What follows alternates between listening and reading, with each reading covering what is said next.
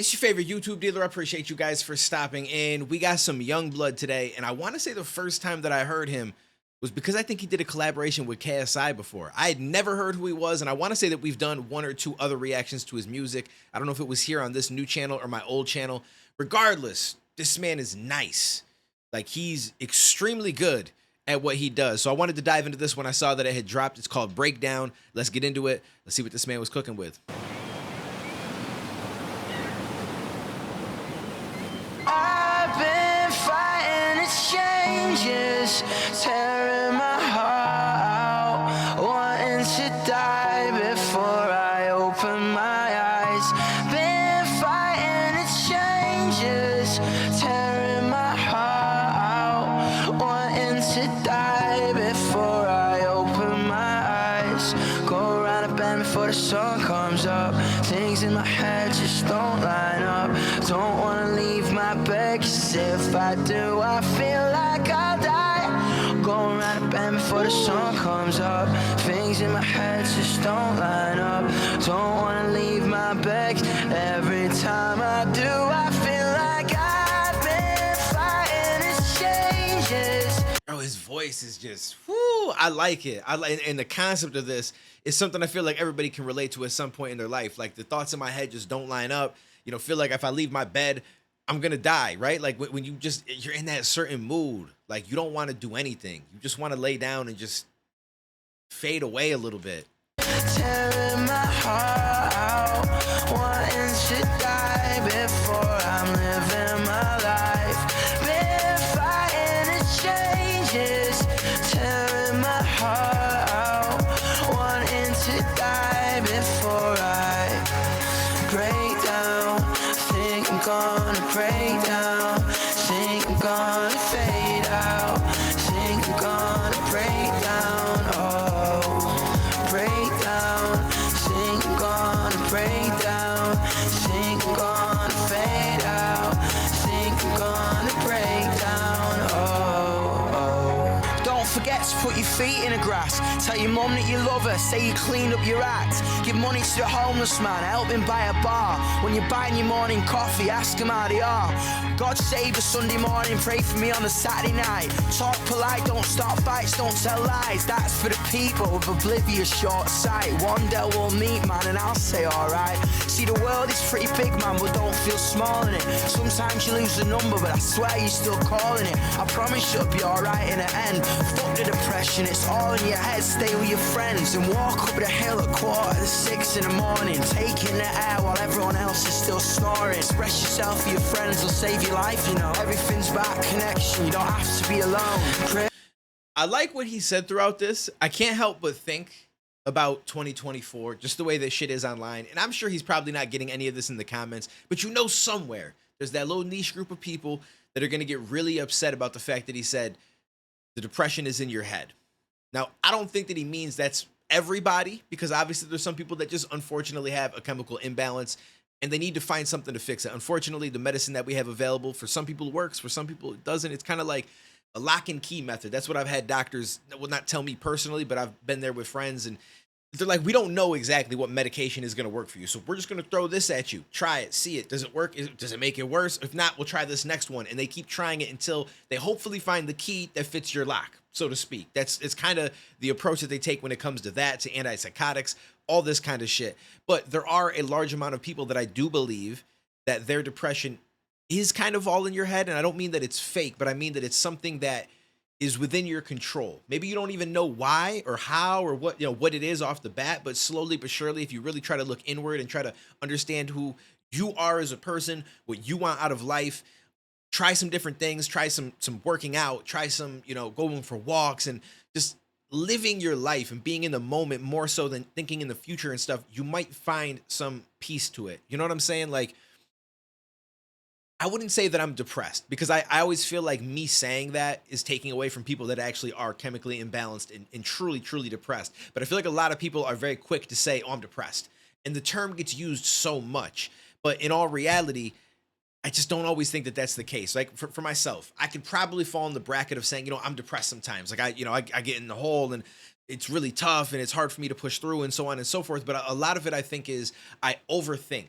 I'm very empathetic and I think very much about the future and what could happen to people around me, people I care about, so on and so forth. And sometimes that really brings me down and makes it hard for me to operate on any level, regardless. So I could easily kind of go down that path and say that, but I know that some of that is within my power, right? I need to focus more on what's happening right now, what's going on today, what is within my control. Work out, do the things that build the good chemicals in your brain, so to speak, like working out, some dopamine release. Like there's different things that you can do to try to put yourself in a better position. And if I stay busy, if I, if I'm trying to accomplish things as I reach goals, it feels good. Like there's a lot of things that I can do that can kind of alleviate those feelings. Those worries are still going to be there. I can't stop being an overthinker. I can't stop being over empathetic.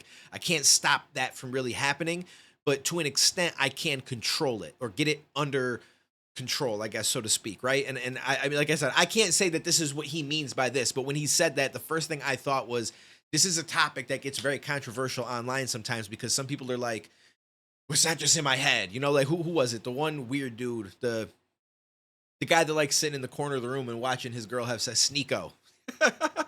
Like he made a comment like, it's all in your head. Everybody is not like, and when people try to paint the picture that everybody is just full of shit and no one's really depressed and it's all just, you don't really work out and do all the right, I don't agree with that. I do believe that there are people that are genuinely that way. So don't take it the wrong way when I say that I do believe there are people that aren't that way.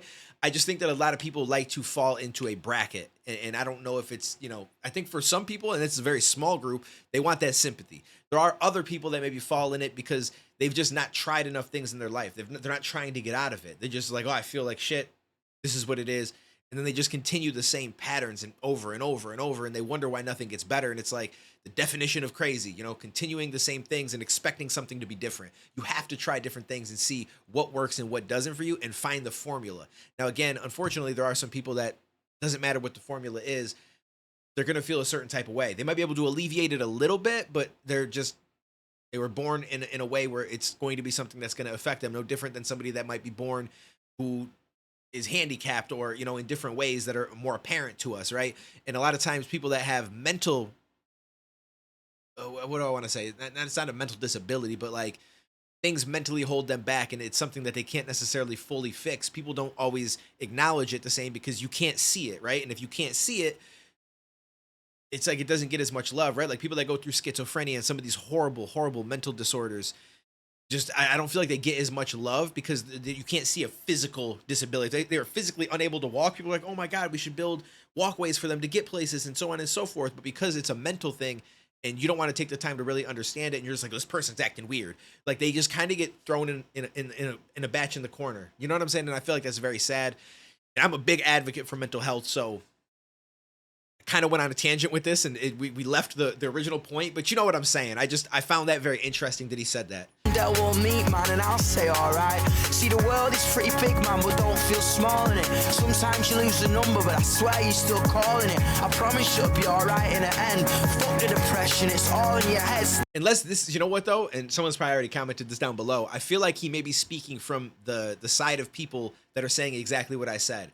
F the depression, it's all in your head, don't feel this way, don't feel that way, just do this, you're all right, so on and so forth. Like that might be what he's actually doing right now. And there are a lot of people that disregard that. And I don't feel like that's what we should do. We should always give people the leniency and understanding that they may be going through some shit, right? And help them the best that we can. And hopefully there's somebody that can get it together in certain ways that can alleviate it. And if they're not, that support goes a long way. Stay with your friends and walk up the hill at 5:45 in the morning, taking the air while everyone else is still snoring. Express yourself with your friends will save your life, everything's about connection, you don't have to be alone.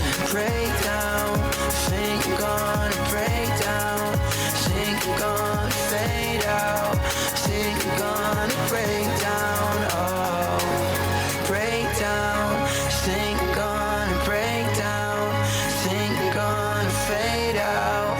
Think I'm gonna break down,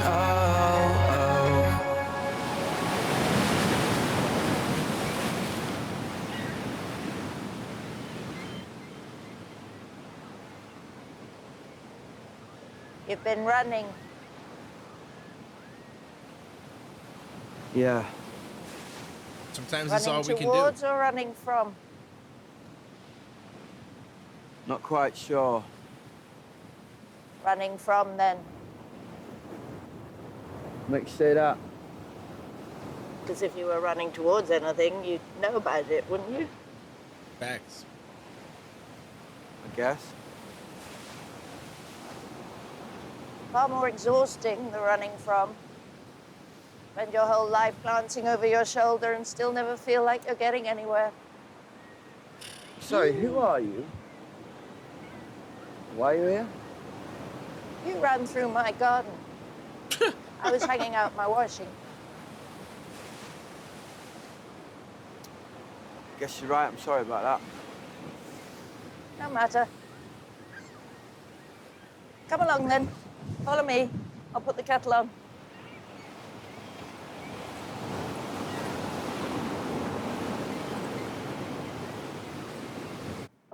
That's better.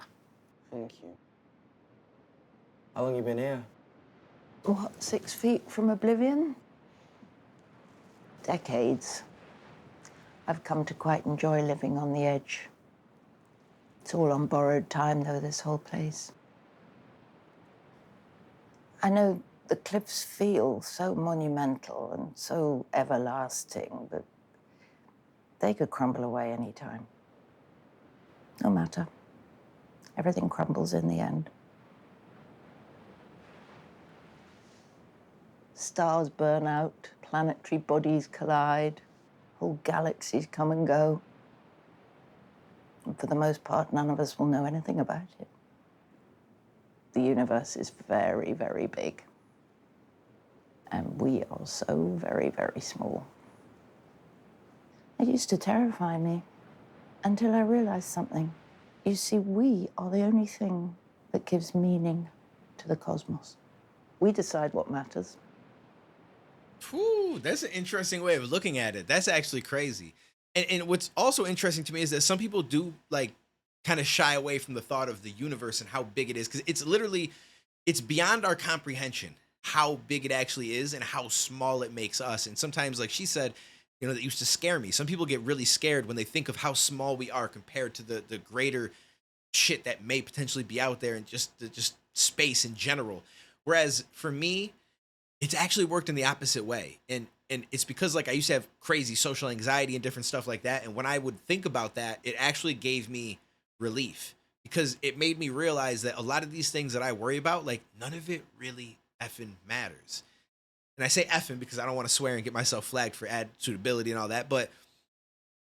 And that could be scary to think about, right? Like, nothing really matters, and that could lead people to do some crazy shit. And I don't recommend that that's what you should do.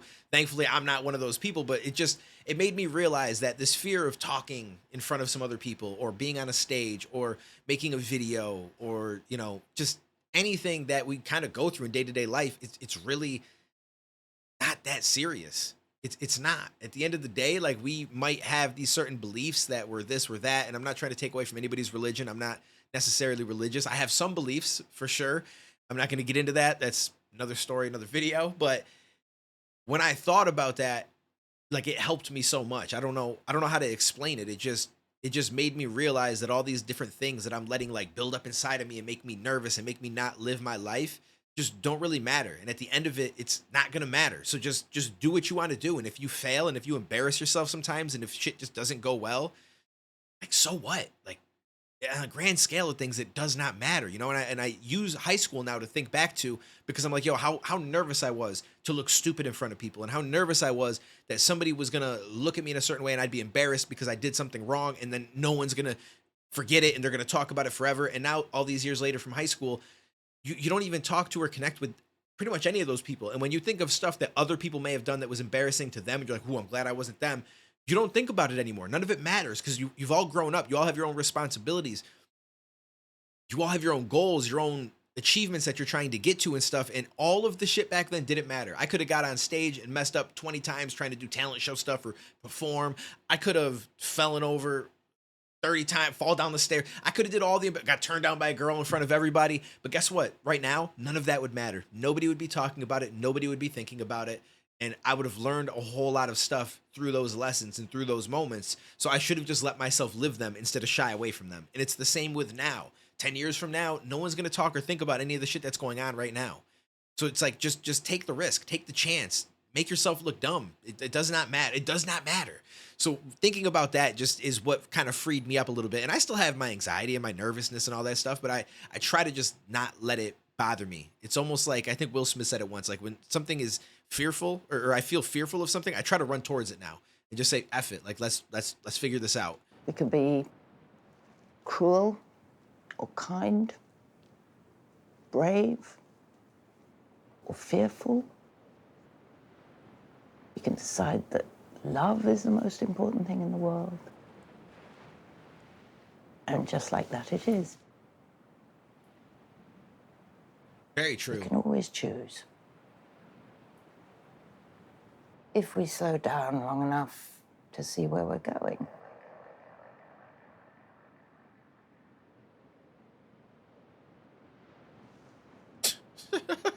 My man dipped.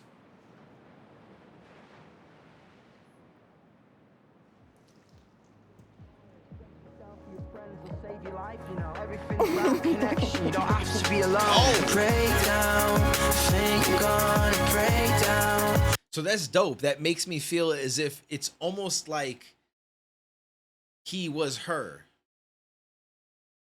Like, you know what I'm saying? Because it shows her with the pink socks. It's almost like that was her in her brain running from something. And then when she sat down, you know what I mean? And she's at the point that she's at now. I could be wrong about that. Think you're gonna fade out. Think you're gonna break down. Oh, break down. Think you're gonna break down. Think you're gonna fade out. Think you're gonna break down. Oh. Yo, I like that. That was actually extremely dope. I talked a lot in this. This ended up being a long video. I apologize. I know some, well, listen, I'm gonna be honest with you. The people that don't like people that pause and talk a lot, there's something that you can suck. I'm just gonna be honest with you. I have no filter. Otherwise, I appreciate you guys for stopping in.